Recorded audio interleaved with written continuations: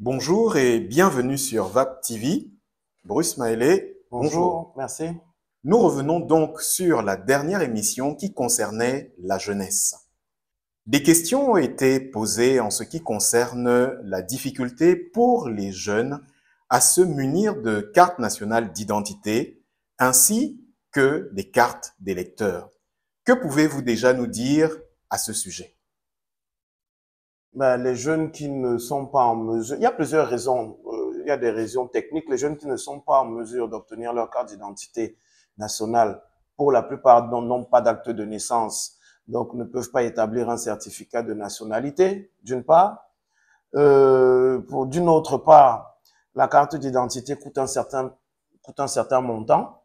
Et ces jeunes-là qui, justement, ne sont pas détenteurs de cette carte d'identité n'ont automatiquement pas accès à des emplois qui peuvent leur permettre de dégager des marges suffisantes pour aller laisser un 8 000, un 10 000 dans un commissariat pour établir la carte d'identité, quand bien même ayant un acte de naissance. Et voilà à peu près, hein, bon, ben, bien entendu, l'absence de carte d'identité vous disqualifie pour la carte d'électeur. Voilà concrètement quelle est la situation. Nous avons pourtant besoin de cette jeunesse pour qu'elle vote, pour qu'elle se politise. Oui, mais bien sûr qu'on a besoin de cette jeunesse. Bon, ceux qui sont aux affaires n'en ont pas forcément plus besoin que nous, qui sommes à la conquête du pouvoir et qui sommes résolument engagés vers le développement du Cameroun. Eux, ils sont en situation de pouvoir depuis 43 ans et beaucoup plus. Ils ont assis leurs acquis, ils sont dans leur zone de confort. Et cette situation-là, même la situation de précarité du pays, ne leur pose pas spécialement de problème. Donc, de ce fait-là, la précarité de la jeunesse, pour eux, n'est pas quelque chose qui leur coupe le sommeil. Alors, vous, PCRN, aux affaires, vous leur proposerez quelle solution?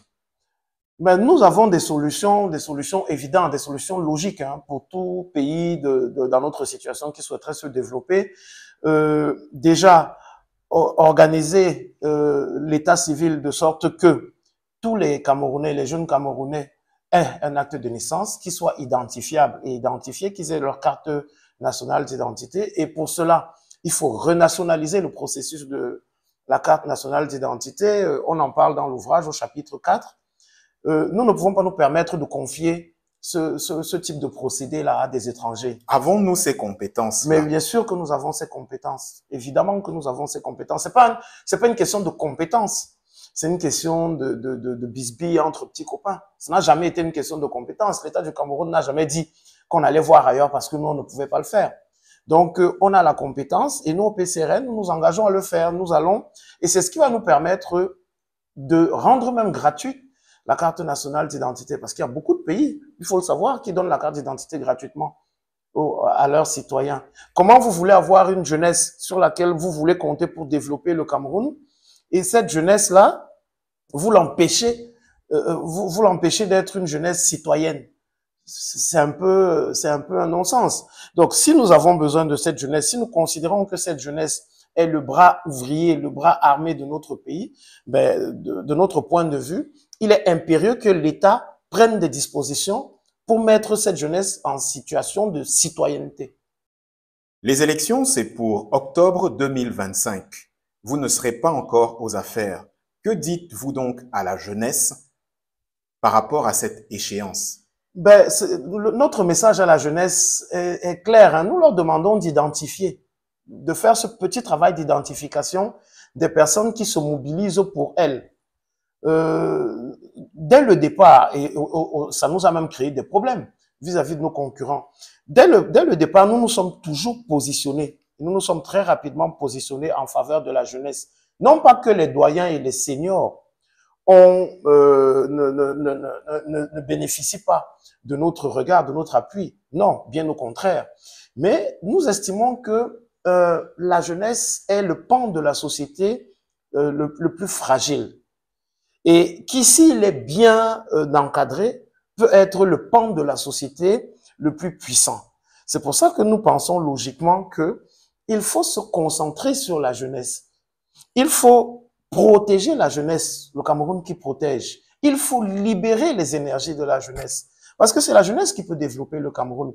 Et c'est la jeunesse, en développant le Cameroun, qui peut permettre aux seniors et aux doyens d'avoir des retraites beaucoup plus intéressantes, beaucoup plus confortables, d'avoir un système de santé beaucoup plus intéressant.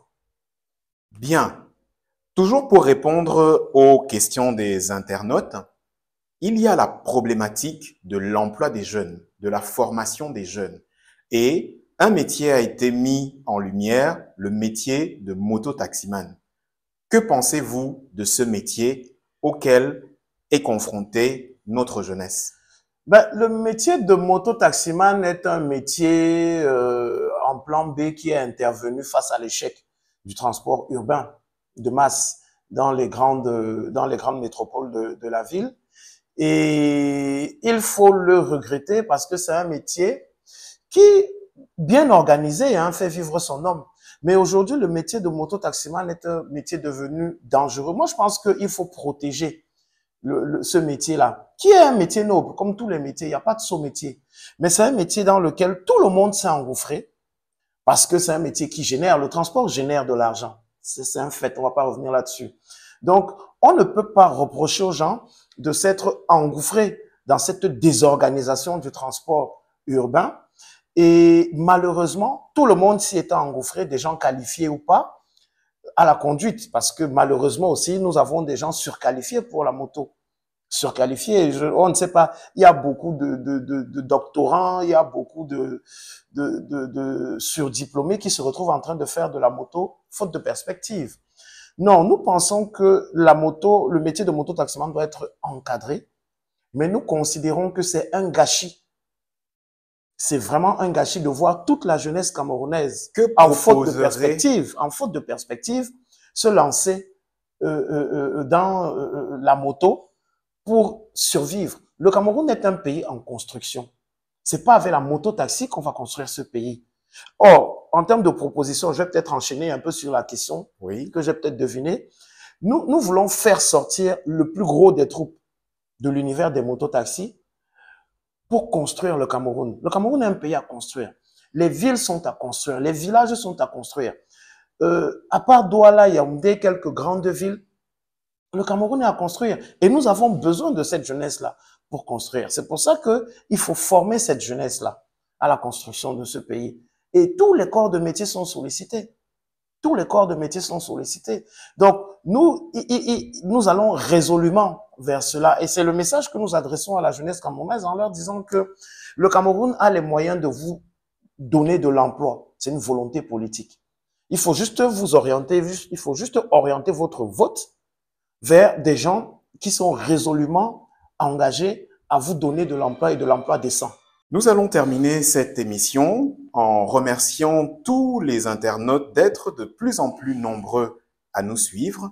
Nous vous invitons à cliquer sur la cloche de notification pour être informés de nos prochaines publications. Et bien sûr, pour nous soutenir, nous vous invitons à vous abonner massivement. Bruce Maëlé, au revoir. Merci, au revoir, à bientôt.